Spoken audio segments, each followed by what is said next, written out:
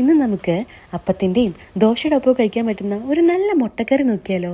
Egg നമുക്കൊരു 6 to 7 minute boil ചെയ്തെടുക്കാം. ജിമ്മിൽ പോകണോണ്ട് തന്നെ എഗ്ഗ് 3 എണ്ണമെങ്കിലും കഴിക്കണം എന്നാണ് എൻ്റെ ട്രെയിനർ എന്നോട് പറഞ്ഞിട്ടുള്ളത്. അപ്പോൾ ദേ ചൂടായ പാനിലേക്ക് വെളിച്ചെണ്ണ ഒഴിച്ചു കൊടുക്കുക.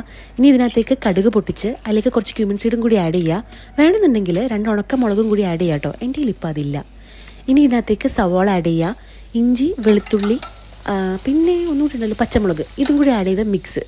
പിന്നെ ദേ തക്കാളി കൂടി ആഡ് ചെയ്ത് കൊടുക്കുക. ഇത് നല്ലോണം വഴന്ന് വരുമ്പോഴേക്കും മഞ്ഞൾപ്പൊടി, മല്ലിപ്പൊടി, മസാലപ്പൊടി ഇട്ടിട്ട് നല്ലോണം മിക്സ് ചെയ്യുക. ഇനി കുറച്ച് ചൂടുവെള്ളം കൂടി ആഡ് ചെയ്ത് അതിലേക്ക് പാകത്തിന് ഉപ്പും കൂടി ആഡ് ചെയ്ത് നന്നായിട്ട് ഇളക്കുക. അപ്പോൾ ദേ ബോയിൽഡ് എഗ്ഗ് ആഡ് ചെയ്ത് കൊടുക്കുക. ഫൈനൽ സ്റ്റെപ്പായിട്ട് ഈ മസാല ഒന്ന് പിടിച്ച് വരുമ്പോഴേക്കും നമുക്കിതിലേക്ക് കോക്കനട്ട് മിൽക്ക് ആഡ് ചെയ്ത് കൊടുക്കുക. കുറച്ച് മല്ലിയില കൂടി അതിൻ്റെ മേലെ തൂവിയിട്ട് ഒരു ലോ ഫ്ലെയിമിൽ കുറച്ച് നേരം ഒന്ന് വെച്ച് വേവിച്ചെടുക്കുക. നമ്മളിവിടെ ചില്ലി പൗഡർ ആഡ് ചെയ്തിട്ടില്ല. അതിന് പകരം ഇതൊന്ന് വെന്ത് വരുമ്പോഴേക്കും നമുക്കിതിലേക്ക് പെപ്പർ പൗഡർ ആഡ് ചെയ്ത് കൊടുക്കാം. അപ്പോൾ ദേ നമ്മുടെ മുട്ടക്കറി റെഡി ആയി കഴിഞ്ഞു. ഇനി നിങ്ങൾക്കിത് പുട്ടിൻ്റെ ഒപ്പമോ ദോശയുടെ ഒപ്പമോ ഒക്കെ എങ്ങനെ വേണമെങ്കിലും കഴിക്കാം കേട്ടോ. അപ്പോൾ എല്ലാവരും ട്രൈ ചെയ്ത് നോക്കുക. താങ്ക്